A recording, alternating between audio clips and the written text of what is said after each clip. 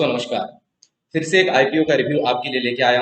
Market में एक नया आईपीओ, एक नई कंपनी, और कंपनी का स्ट्रक्चर और कंसेप्ट भी बहुत ही नई है। और अभी समझते हैं कि वो आईपीओ, वो कंपनी क्या है, कंपनी के ओवरऑल स्ट्रक्चर किस तरह का है, और क्या इस आईपीओ को बिड करना चाहिए कि नहीं करना चाहिए। दोस्तों इस वीडियो में आखिर तक मेरे साथ बने रहिए।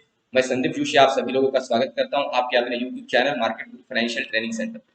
दोस्तों जो कंपनी अभी आईपीओ लेके आ रही है उस कंपनी का नाम है मैप माई इंडिया। दोस्तों ये नाम ही सिग्निफाई करता है कि कंपनी करती क्या है। बेसिकली ये कंपनी मैप से रिलेटेड सर्विसेज प्रोवाइड करती है, आईटी सेक्टर की कंपनी है। और अभी समझते हैं इस कंपनी का हिस्ट्री और स्ट्रक्चर। दोस्तों 1995 में इस्टेब्लिश या इनकॉर्पोरेट हो चुकी ये कंपनी है। बेसिकली कंपनी का जो काम है वो डिजिटल सेक्टर के अंदर डिजिटल मैप जो है वो कंपनी प्रोवाइड करती है, जिसके अंदर सॉफ्टवेयर्स भी है, लोकेशन बेस्ड टेक्नोलॉजीज भी कंपनी अलग अलग एंटिटीज को प्रोवाइड करती है। किन्हें किन्हें करती है वो भी हम आगे देखेंगे।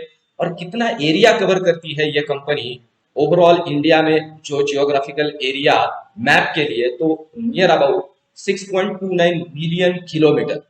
दोस्तों इतना बड़ा एरिया ये कंपनी कवर करती है, जिसके अंदर नियर अबाउट 98.50%, 98.5050%, मतलब नियर अबाउट पूरा ही एरिया इंडिया का ये कंपनी कवर करती है। मैप का डेटा इस कंपनी के पास है। अब दोस्तों समझते हैं कि ये कंपनी, ये जो इसका डेटा है वो किसे किसे देती है। इस कंपनी का जो क्लाइंटल बेस है दोस्तों वो भी बहुत अच्छा है। इसके अंदर बीएफएसआई, टेलीकॉम कंपनीज हो, एफएमसीजीज हो, इंडस्ट्रियल लॉजिस्टिक्स हो, इनके लिए भी ये डेटा या मैप बहुत जरूरी होते हैं। फिर ट्रांसपोर्टेशन से रिलेटेड जो भी कंपनीज है ट्रांसपोर्टेशन सेक्टर की, उनके लिए, कुछ गवर्नमेंट कंपनीज के लिए, मतलब गवर्नमेंट एजेंसीज के लिए भी ये कंपनी अपना डेटा देती है, अपनी सर्विसेज प्रोवाइड करती है, जिसके अंदर इसरो है, नीति आयोग है, नेशनल जियोग्राफिकल सर्वे है, फिर उसके बाद में ministry of electronic and telecommunication है। ये जो अलग अलग एंटिटीज है इनके लिए भी ये कंपनी अपना डेटा देती है या सर्विसेज प्रोवाइड करती है। और साथ ही साथ इसके अलावा कुछ प्राइवेट सेक्टर एंटिटीज भी है, जिसके अंदर कंपनी फोन पे हुआ, फ्लिपकार्ट हुआ, यूलू हुआ, एचडीएफसी बैंक है, एयरटेल है, हुंडई है, इस तरह का कुछ खास बहुत ही तगड़ा क्लाइंटल बेस इस कंपनी के पास है। और दोस्तों ओवरऑल अगर देखा जाए तो सब्सक्रिप्शन, फी बेस्ड, रॉयल्टी बेस्ड और एन्युटी पेमेंट के जरिए ये कंपनी अपना नियर अबाउट 90% बिजनेस करती है। एक सबसे बात समझने जैसी है कि इस सेक्टर की ये पायोनियर कंपनी है दोस्तों। ये इस कंपनी की एक अच्छी बात है। आगे चल के ये कंपनी इस सेगमेंट में एक बहुत ही तगड़ा अपना बिजनेस खड़ा कर सकती है, जो कि आज के डेट में भी है। दोस्तों आप समझते हैं कंपनी का ओवरऑल बिजनेस और प्रोडक्ट क्या है। तो company technology related product offer करती है, और 3 लेवल पे ये प्रोडक्ट कंपनी ऑफर करती है। एक तो मैप सर्विसेज, दूसरा सॉफ्टवेयर से रिलेटेड सर्विसेज, और तीसरा प्लेटफॉर्म एज ए सर्विसेज। तो ये जो 3 टेक्नोलॉजी आईटी रिलेटेड प्रोडक्ट है ये कंपनी ऑफर करती है अपने क्लाइंट्स को। और ये कंपनी अलग अलग प्रोडक्ट, प्लेटफॉर्म या एप्लीकेशंस के लिए एप्लीकेशन प्रोग्रामिंग इंटरफेस भी प्रोवाइड करती है। फिर solution across the range digital map के जरिए जितने भी अलग अलग एंटिटीज है उनके लिए मैप के सर्विसेज प्रोवाइड करती है। इनका इंडिया के अंदर मैप माई इंडिया और इंडिया के बाहर मैपल्स, इस तरह के 2 ब्रांड के जरिए ये company out of country, overseas में भी अपना प्रेजेंस रखती है। दोस्तों ये कंपनी, जैसे मैंने आपसे कहा, 6.29 मिलियन किलोमीटर का एरिया कवर करती है, जिसके अंदर अगर देखा जाए तो 7,933 अलग अलग शहर और 6,37,472 विलेजेस, और जिसके अंदर 17.79 बिलियन प्लेसेस ये कंपनी कवर करती है, जिसके अंदर बहुत सारे रेस्टोरेंट्स है, रिटेल शॉप्स है, मॉल्स है, एटीएम्स है, होटल्स है। और आज हम समझ सकते हैं दोस्तों इस कंपनी का ये जो काम है ये बहुत ही डिमांड में है, क्योंकि बहुत ही टेक्नोलॉजी या आईटी बेस्ड कंपनीज अपने अपने प्रोडक्ट मार्केट में लेके आ रही है बेचने के लिए। तो ये कंपनी उनको अपना प्लेटफॉर्म अवेलेबल करके देती है और उनके जरिए कंपनी अपना बिजनेस करती है। अब दोस्तों समझते हैं इस कंपनी के फाइनेंशियल्स के बारे में। कंपनी के फाइनेंशियल्स भी बहुत अच्छे हैं। Company continuously profit making company है। फाइनेंशियल्स की अगर बात की जाए तो टोटल रेवेन्यू 2019 में कंपनी के 163 करोड़ है, 2020 के अंदर 163 करोड़ है, 2021 के अंदर वो 192 करोड़। फिर एक्सपेंसेस की बात की जाए तो 2019 में 122 करोड़, 2020 में 132 करोड़ और 2021 में 114 करोड़।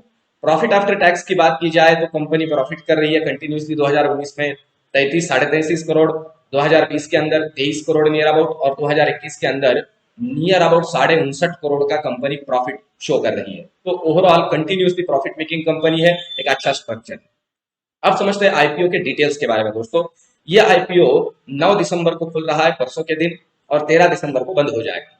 अगर प्राइस बैंड की बात करें तो 1,000 रुपए से लेके 1,033 रुपए का प्राइस बैंड है, मतलब 1,033 रुपए से ही हमें बिड करना है एक लॉट के लिए।